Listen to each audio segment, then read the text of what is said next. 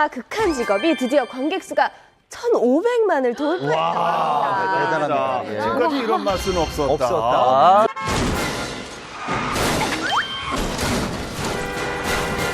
자동차는 16대를 부셨네? 그럼 니들 존재 이유는 뭐냐? 지금까지 이런 맛은 없었다. 이것은 갈비인가 통닭인가.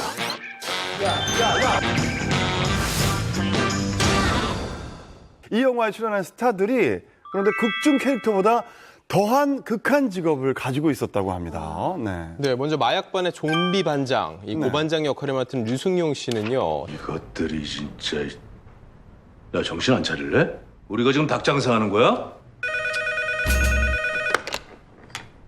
지금까지 이런 맛은 없었다. 이것은 갈비인가 통닭인가. 저는 근데 그동안 류승용 씨가 워낙 흥행작에 많이 출연하셔서 그런지 정말 그럴 거라고 상상도 못했거든요. 그동안 어떤 일을 해오신 건가요? 네, 류승용 씨는 1986년 고등학교 1학년에 처음 연기에 발을 디디게 됩니다. 그 이후로 정말 너무너무 다양한 아르바이트를 경험하게 되는데요.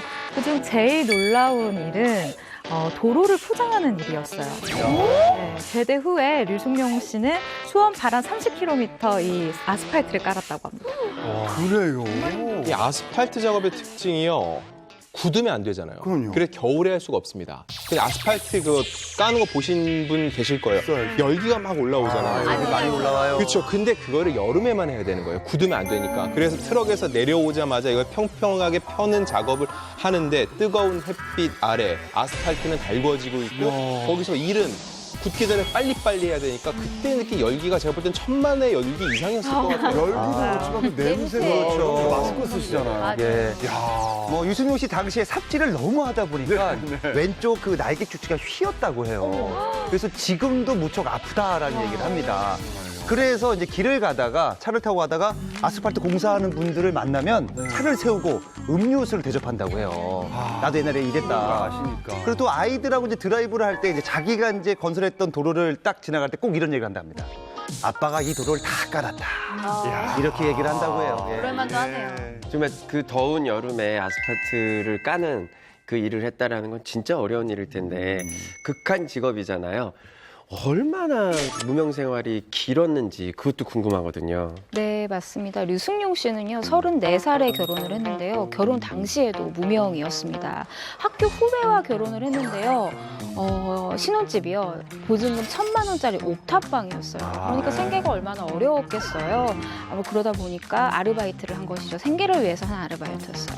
사실 우리가 아르바이트라고 할 때 거의 막 가장 밑바닥에 중국집 배달, 이런 오토바이에 배달하는 걸 거예요. 우리가 아무리 배달의 민족이지만 류승용 씨 별명이 정말 배달의 왕인 적이 있었는데 뭐 우유 배달 기본, 족발집 배달했었고요. 뭐 그뿐이 아니에요. 3년 동안 무려 3년 동안 세차장에서 차도 닦았었고요. 그리고 이거 정말 특이해요. 과수원에서 농약도 쳤다 그래요. 아, 과수원에서? 네, 정말 열심히 살았구나 느껴지는 대목입니다. 그런데 그게 다가 아닙니다. 굉장히 또 독특한 아르바이트가 하나 있었는데요. 비대 조립 공장에서 비대를 만드는 아르바이트를 했어요. 진짜 멋있다. 그런데 더 재밌는 거는 이곳에서 굉장히 낯익은 얼굴을 한 명 만나게 됩니다. 바로 1970년생 동갑내기 배우.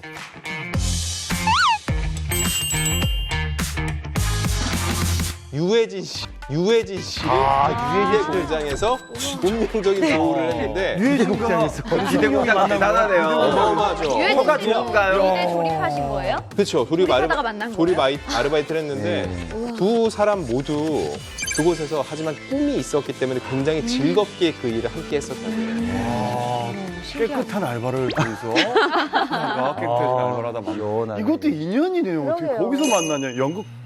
연극 무대에서 만난 게 아니라. 자신의 꿈을 위해서 많은 아르바이트를 참 마다하지도 않고 이런 열심히 살아온 열정에 대해서 어떻게 생각하시나요? 정말 여러분은 이게 대단하다고 생각하시나요? 아니 이게 특이한. 아니, 예를 들면 아스팔트 아르바이트 몇 달 했겠죠. 30km 정도면 뭐 그렇게 오랜 기간도 아닌 것 같은데 30km가요? 그 정도면 몇 달이면 왜냐면 대부분은 기계가 해요. 기계가 하는데 울퉁불퉁한 부분을 삽으로 이제 조금씩 도와주는 정도가 있는 거고. 그래서 물론 생활이 그렇게 뭐 넉넉한 건 아니라는 건 저도 충분히 알겠습니다만 그렇게 막 무명 힘들게 막 생계를 이어갔다 이렇게까지 우리가 볼 문제가 아니 근데 그렇다면 유영진 편집장님은 방송하기 전에 뭐 힘든 알바 해본 적 저는 아르바이트를 저도 뭐 뭐 아주 힘들게 하진 않았지만 대략 한 20-30개 정도 했어요. 제일 힘들었던 게 뭡니까, 그 중에서? 제가 했던 거 중에는 그 아스팔트를 깔면요. 그 위에 차선을 그려요. 예, 예. 네. 차선을 그리는데 그 도료를 이렇게 쭉 밀고 이제 롤러로 가거든요. 근데 그게 이제 끓어요. 워낙 뜨겁기 때문에 유리를 녹인 거예요. 반짝반짝 빛나야 돼서. 그게 튀면은 장갑을 한 3-4개씩 껴도 목장갑이 녹아요. 뭐 저도 당연히 이런 거 다. 근데 우리들은 어쩐지 이 라인을 가끔 보면 삐뚤어진 라인이 있더라고요. 아니 그리고 끊어진 거 있어. 삐뚤어지게 했을 거예요.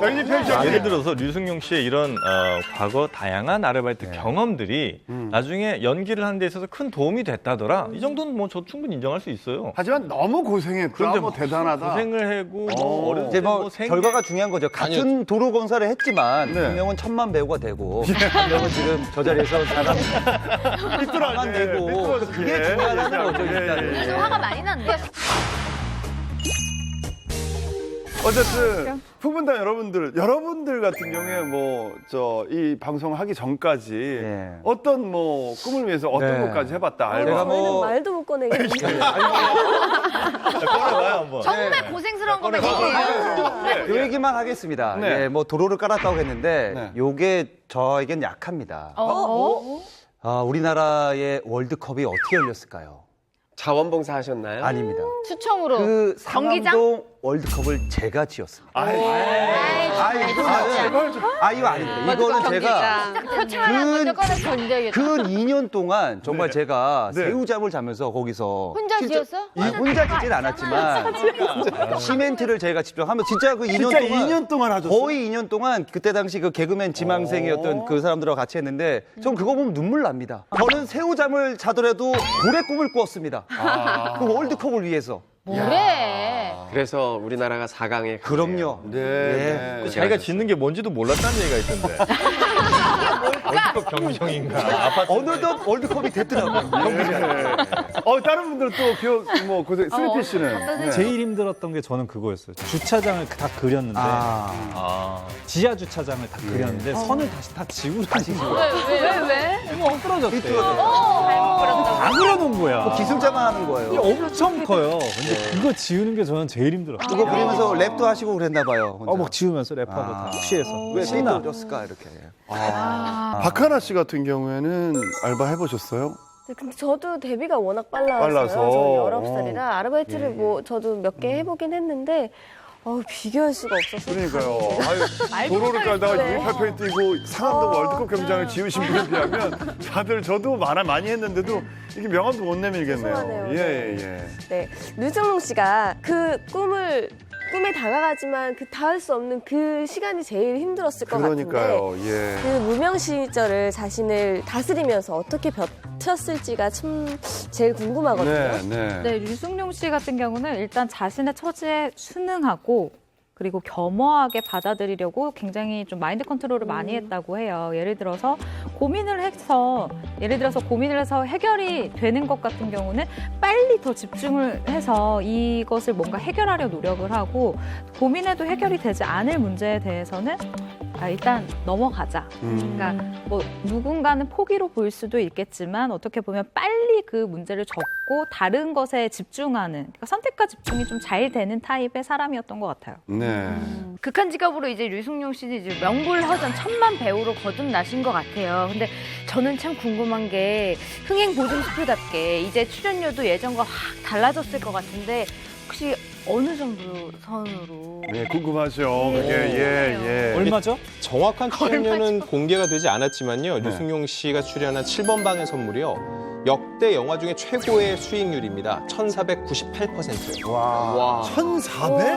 15배. 근데 기대가 없었구나. 그런데 극한 직업이 1550만 명을 넘으면 이것조차 뛰어넘어요. 우와. 그 정도 대한민국 역대 수익률 1, 2위 상업 영화 중에서는 류승용 씨가 다 가져가는 건데 그때 보통 배우들이 러닝 개런티 계약을 많이 맺는데 7번 방의 선물은 워낙 성공을 많이 해서 러닝 개런티로 출연료 외에 10억 이상을 받는 거예요. 10억? 근데 러닝 개런티로만. 그러니까 일반적으로 사람들이 도대체 영화 배우들은 얼마를 받냐 하는데 7+7이라는 게 있습니다. 이게 뭐냐면은 7이 앞에 7이 출연료 7억 플러스 7은 수익 지분 7%예요. 이게 뭐냐면은 영화가 1,000만이 들었는데 만약에 손익분기점이 500만이면요. 500만 빼고 나머지 500만에 대해서만 7%인 거예요. 거기다가 이제 500만 정도 되면은요. 못해도 한 150억 정도는 벌거든요. 거기에 7% 해보세요. 3, 5, 15 하면 10억 이상. 제가 볼 땐 극한 직업으로도 10억 이상의 러닝 개런티를 받으실 겁니다. 사실 자신의 동기 중에 서울예전 동기 중에 정말 잘 나가는 사람들이 많았을 거 아니에요. 그러면 박탈감 같은 거 컸을 테고 포기하기가 쉽거든요. 사실. 그런데 40살 무명 때까지 40살 이제 이름을 알릴 때까지 계속 그 줄을 잡고 있었다는 게 그게 대단한 것 같아요. 예. 자, 앞서 이야기가 나온 유승용 씨처럼 극한 직업에 출연한 저는 정말 눈에 보였던 게 진성규 씨. 진성규 씨. 너무 좋아요. 네, 그렇죠. 연기를 어쩜 그렇게 잘하나요? 매력적이에요. 예. 180도 기름에 데이고 칼에 베이고 얼마나 쓰라린 줄 알아? 아파. 지금 현재도 굉장히 쓰라린 상태야.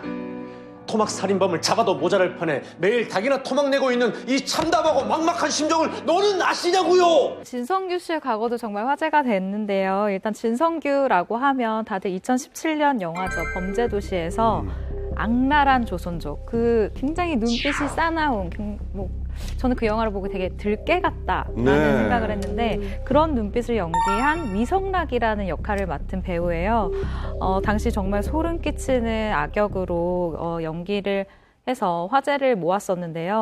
그의 청룡영화상 나무조연상까지 받았었어요. 이렇게 큰 주목을 받기 전에 사실 진성규 씨는 15년이라는 아주 긴 무명 생활이 있었습니다. 진성규 씨. 네. 진성규 씨는 원래 이제 배우의 꿈이 없었습니다. 원래 이제 워낙 학창 시절에 운동을 좋아해서 꿈이 체육 교사가 꿈이었어요. 그러다가 우연치 않게 친구와 이제 작은 극단에 갔는데 거기서 그걸 보고 꿈이 바뀝니다. 난 배우가 되고 싶다. 그 이후로 매일 저녁에 극단 가서 이 배우에 대한 꿈을 키워요. 그러다가 결국 한국예술종합학교에 합격을 합니다. 그리고 무작정 이 경남 진해에서 가방 3개 싸들고 서울로 상경을 하게 됩니다. 아, 그래요. 진해 친구들 얘기하더라고요. 시상식에서. 예. 당시 아무런 연고가 없는데 일단 서울엔 올라왔잖아요. 네. 그래서 물어서 도서관 사설을 한다는 외산촌 친구분 찾아가서 외산촌 친구분. 그리고 형수님은 형수님인데 육촌 형수님이 서울에 계신다는 얘기를 듣고 그렇죠. 그분에게 또 3개월간 얹혀 살다가 이런 식으로 보찜 장수처럼 왔다 갔다 그야말로 발 닿는 곳이 그냥 자기 집이고 머리 붙이는 곳이 잠자리인 것처럼 살아왔다는 거예요. 아, 과정만 들어도 얼마나 고생했는지 알 것 같아요. 네. 어쨌든 이렇게 한 곳에 이렇게 거처를 정하지 않고 집을 계속 옮겨 다닌다는 것만큼 좀 힘든 건 없거든요. 네. 진성규 씨가 서울에서 어떻게 생계를 이어갔는지 그게 참 궁금하네요. 네, 정말 진성규 씨의 아르바이트는 정말 눈물겹고요. 거의 생존을 위한 투쟁이었어요. 일단 편의점 야간 아르바이트를 했는데 밤 9시부터 다음날 새벽 5시까지 했다고 합니다. 근데 여기에다가 설거지 아르바이트도 하면서 늘 잠이 부족하다 보니까 항상 이렇게 정신 상태가 이렇게 해롱해롱 하셨다고 합니다. 낮밤이 바뀌니까. 한 번은 일주일 동안 밤을 새워서 지하철에서 쓰러진 적도 있다고 해요. 그런데 이런 사정을 잘 모르는 교수님들께서 쟤는 안 되겠다라고 욕을 하셨다고 합니다. 이게 잠 못 자고 와서 수업 듣는 건데. 네, 예. 설거지가 집에서 하는 설거지는 사실 우리가 식구수가 정해져 있잖아요. 4명, 5명, 6명 뭐 그럴 수 있어요. 그 정도는. 근데 이게 식당이나 이런 데서 하게 되면요. 이게 몰려오는 속도가 장난이 아닌 거예요. 그리고 고깃집에서 불판 닦아보셨어요? 불판은 이건 설거지가 아니에요. 그건 공사예요, 공사. 나 그거 해봤구나, 나도 안 해본 게 없는데. 갈비 자르는 분들은 이제 진급을 해서 걸로 가가지고 자르는 거고, 거기 불판 앞에서. 오면은 그거 닦는 거 있죠? 팔이 떨어져 나가는 것 같았어요. 저는 친척 집에서 했거든요. 그런데도 불구하고. 근데 설거지나 뭐 어쨌든 그 과정이 다른 걸 다 떠나서 고향에서 했으면은 뭐 집에 또 퇴근하고 집에 가면 되지만 고향이 아니었잖아요. 예. 근데 제가 진성규 씨 인터뷰를 몇 번 했는데 진성규 씨 별명이 짠규래요. 그러니까 자신도 물론이고 자신 주변에서 다들 뭔가 자기를 항상 짠하게 보고 안 듣게 생각해서 실제 안 그렇죠? 짠규라고 하는데 본인은 근데 되게 행복했다라고 얘기를 하더라고요.